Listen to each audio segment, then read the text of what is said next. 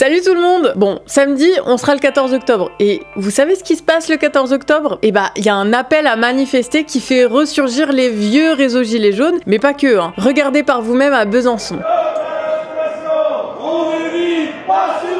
Si vous aussi vous voulez faire parler de votre événement, et bah vous pouvez nous contacter sur sabouge, CABOUGE, @canardrefractaire.org. Et comme tous les jours, on est là pour vous servir à 18 h avec quelques actus à décrypter, enfin plutôt à réfracter. Le conflit en Palestine continue aujourd'hui et on va énumérer ce qu'il s'est passé. La nuit a été rythmée par les bombardements israéliens. On a vu des vidéos de journalistes palestiniens abattus, d'urgences saturées et de quartiers détruits. Le groupe armé affilié au Hamas, les brigades Al-Qassam, annonce que pour chaque bombardement israélien, un otage sera exécuté. Côté israélien, le blocus a été mis en exécution. Donc les gazouillis sont donc en ce moment coupés de l'eau, de vivres et de gaz. Ce qui a été intéressant ces derniers jours, ce sont les mobilisations partout dans le monde, que ce soit par les réseaux proches d'Israël ou ceux soutenant la Palestine. Des rassemblements pacifiques partout, sauf en France, où la manifestation en soutien à la Palestine a été interdite, puis réprimée par la police. Côté international, les États-Unis ont annoncé poster leur plus grand porte-avions en mer Méditerranée. Ils ont livré de l'armement lourd à Israël et accordé un grand financement pour soutenir la guerre. Les récentes déclarations du gouvernement israélien ne laissent peu de doute. Tout va changer après ce conflit d'après Benjamin Netanyahou. Le Hezbollah libanais a lui tiré des obus sur Israël qui a répondu par d'autres bombardements. Alors l'enjeu est de savoir si l'armée libanaise soutenue par l'Iran va-t-elle aussi entrer en guerre contre Israël en profitant de l'attaque du Hamas. Et ce qu'il faut surveiller de près, c'est l'Arabie Saoudite. L'État pétrolier a récemment fait des alliances avec Israël et l'Iran afin de se développer économiquement hors de ses frontières. Et forcément, cette attaque du Hamas, soutenue par l'État iranien, le pousse à choisir soit d'un côté l'Iran, en soutenant la cause palestinienne qui est l'un des fondements de son idéologie, soit le maintien des relations avec Israël. L'Arabie Saoudite a donc voulu jouer sur les deux tableaux et la guerre lui impose de choisir un camp. Pour le moment, les Saoudiens n'ont déclaré leur soutien qu'à la Palestine, à voir si cela va remettre en cause les accords. Autre événement marquant, c'est au niveau européen. L'Union européenne a annoncé la suspension de ses aides à la Palestine. Petit problème,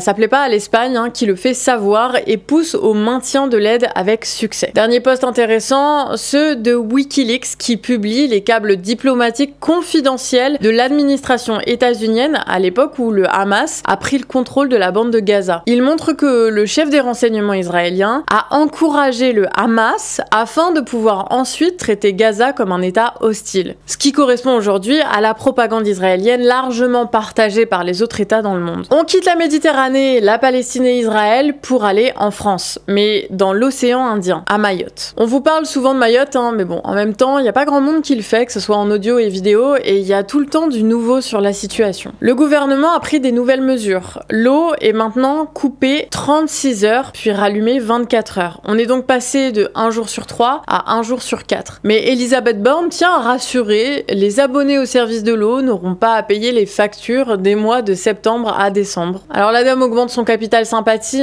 mais sa mesure ne règle toujours pas le problème de l'absence de l'eau. Mais il y a un autre problème qui découle de l'absence d'eau. Les Mahorais et surtout les enfants sont frappés par une épidémie de diarrhée aiguë. S'ajoute à cela des infections urinaires et des décompensations de diabète. Les soignants craignent aussi que la salmonelle pullule dans l'eau et crée une vague de fièvre typhoïde. Sauf que les hôpitaux et les dispensaires ne sont pas en capacité d'accueillir tous les malades. Les soignants ont aussi invoqué leur droit de retrait après que des bus les conduisant sur leur lieu de travail aient été caillassés il y a 2 semaines. La faute à une insécurité qui augmente du fait de la précarité de l'île. Les dispensaires tournent donc au ralenti et qui plus est, la police aux frontières est postée devant l'hôpital en permanence, ce qui empêche certains malades de s'y rendre. Enfin bref, la situation est toujours catastrophique, on va donc continuer de suivre tout ça dans les jours et les semaines qui suivent. Égard à celles et à ceux qui voudraient s'organiser pour un accès à l'eau à Mayotte. La semaine dernière, Gérald Darmanin, ministre de l'Intérieur, a annoncé qu'il y avait 10 000 personnes surveillées pour leur appartenance à l'ultra-gauche, dont 3 3000 fichiers S. La fiche S, ça veut dire qu'on représente un risque pour la sûreté de l'État. Parmi ces 3000 militants, il y a des antifascistes, des écologistes, des gilets jaunes, etc. Certains sont placés sous surveillance quotidienne dès qu'ils sortent de chez eux. C'est le cas de Flo qui comparaît en ce moment dans l'affaire du procès dit du 8 décembre. Et une bonne partie de l'instruction repose sur ce fameux fichage. Alors dites-nous en commentaire si vous voulez qu'on vous en parle plus en détail dans les jours qui viennent. Darmanin en a profité pour rappeler que les biens sont tout aussi importants